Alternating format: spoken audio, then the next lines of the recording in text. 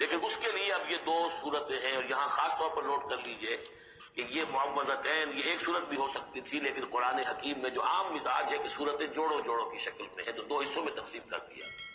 اور اس کی تقسیم کیا ہے؟ ایک وہ چیزیں ہیں جو انسان پر باہر سے حملہ آور ہوتی ہیں، اور ایک چیز وہ ہے جو انسان کے اپنے اندر سے حملہ آور ہوتی ہے۔ ان دونوں کو دو علیحدہ چیزوں میں رکھ کر اور سکھایا گیا ہمیں کہ تم ہمیشہ اللہ کی پناہ طلب کرتے رہا کرو ان چیزوں کے اثرات سے، ان چیزوں کے اثرات بد سے اپنے آپ کو بچانے کے لیے۔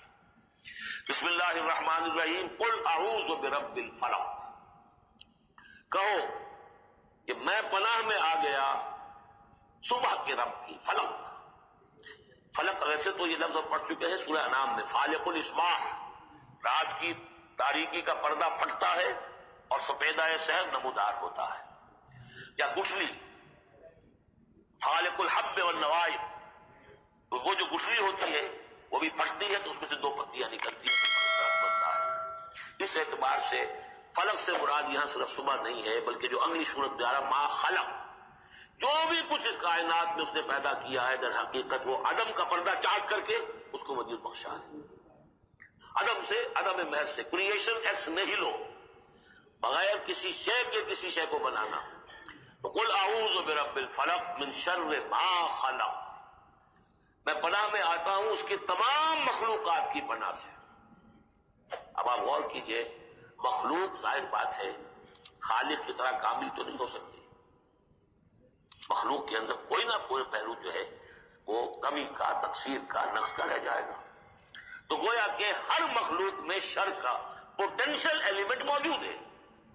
یہ دوسری بات ہے کہ اللہ تعالیٰ کسی کو سہارا دے دے، کسی کو جو اپنی طرف سے عصمت عطا کر دے، اپنی طرف سے خصوصی پروٹیکشن عطا کر دے۔ پوٹینشل خلق جو ہے وہ گویا کہ مستلزم ہے، اس کے ساتھ شر کے اندر کا پہلو موجود ہوگا۔ قل اعوذ برب الفلق من شر ما خلق، یعنی وہ شر جو ہے خود اپنی جگہ پر کوئی علیحدہ مستقل وجود رکھنے والی شے نہیں ہے، بلکہ وہ شر جو ہے خلق کے اندر جو کمی کا پہلو ہے۔ جیسے ہم نے انسانوں کے بارے میں پڑھا، خلق الانسان من عجل، انسان کی سرشت میں جلد بازی ہے۔ خلق الانسان ضعیفا، انسان کمزور پیدا کیا گیا ہے۔ جو اس کا فطرت والا پہلو ہے، جو روحانی پہلو ہے، وہ تو ہے انا خلقنا الانسان فی احسن تقویم، لیکن جو یہ حیوانی پہلو ہے اس کا جو مادی وجود ہے، اس میں تو ذوق بھی ہے۔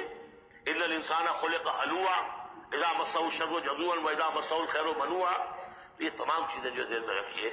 قل اعوذ برب الفلق من شر ما خلق، جو بھی مخلوقات ہیں ان میں سے جو بھی شر کا پہلو ہے میں اس سے اے پروردگار تیری پناہ میں آتا ہوں۔ ومن شر غاسق اذا وقب، خاص طور پر یہ رات کو ڈھانپ لینے والی جو ہے رات، اندھیرا، یہ ظاہر بات ہے اسی پھر رات کے پردے میں چوری بھی ہے، ڈاکہ بھی ہے، اسی میں پھر غول بیابانی جو ہے، شیاطین جن ہیں ان کا بھی جو حرکتیں ہوتی ہیں، پھر یہ ساری چیزیں جو ہے اسی کی طرف سے۔ من شر غاسق اذا وقب، سانپ بچھو وغیرہ بھی اسی وقت نکلتے ہیں۔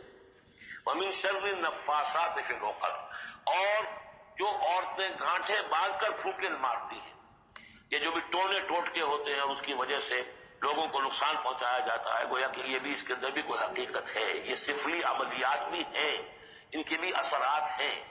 جیسے کہ ہم جانتے ہیں کہ جادو جو ہے حق ہے، برحق ہے، اگرچہ کفر ہے۔ شراب کی تاثیر ہے لیکن حرام ہے۔ کچھ نہ کچھ حقیقت ان لکیروں میں بھی ہے، لیکن ہمیں روک دیا گیا کہ ان کے چکر میں مت پڑو۔ یہ جو منجمی ہے اور نجوم کی حرکت، اس میں بھی کچھ نہ کچھ حقیقت ہے لیکن روک دیا گیا۔ تو کسی چیز کا ہونا بالفعل یہ اور شے ہے، لیکن اس کا جائز ہونا یہ اور شے ہے۔ تو بالفعل یہ عملیات ہیں جو سے اچھے اعمال ہیں، اور ان کو جو ہے کوئی اچھے اوراد ہیں، اچھے وظائف ہیں، تو ان کے کچھ اثرات جو ہیں اچھے ہو سکتے ہیں۔ اسی طریقے سے اس قسم کی چیزوں میں جادو کے کلمات ہوتے ہیں، ان کی بھی تاثیر ہے۔ اور وہ جو عورتیں جو ہے وہ جادو کرتے ہوئے، جس کو ہم کہتے ہیں کہ وہ تعویذ گنڈا وغیرہ جو ہوتا ہے، پھر وہ اس میں پھونکے مارتی ہیں، تو اللہ تعالیٰ سے میں ان کے شر سے بھی پناہ چاہتا ہوں۔ وَمِن شَرِّ حَاسِدٍ إِذَا حَسَدَ، اور حسد کرنے والے کے شر سے بھی میں اللہ کی پناہ طلب کرتا ہوں، جبکہ وہ حسد اپنا استعمال کرے۔ اگر حسد ہے دل کے اندر ہے تو بات اور ہے، حسد کو بروئے کار لائے وہ، اور وہ انسان کے درپے ہو جائے اس حسد کی وجہ سے، اس سے کوئی نقصان پہنچانے کو۔ اور اسی کتابیں ہے عین، العین حق، کہ اگر انسان اس حاسدانہ نگاہ سے کسی کو دیکھتا ہے اس کے بھی اثرات ہوتے ہیں۔ اور اور اس دیکھنے کے بھی کچھ برے اثرات جو ہیں وہ ظاہر ہو جاتے ہیں. تو یہ تمام چیزیں اپنی جگہ پر ہیں، لیکن ان سے پناہ کرنے کے لیے آپ لمبے چوڑے کوئی اور چکروں میں نہ پڑے. یہی معوذتین اللہ نے جو محمد رسول اللہ کو تلقین فرمائے، سارا دار و مدار ان پر ہونا چاہیے.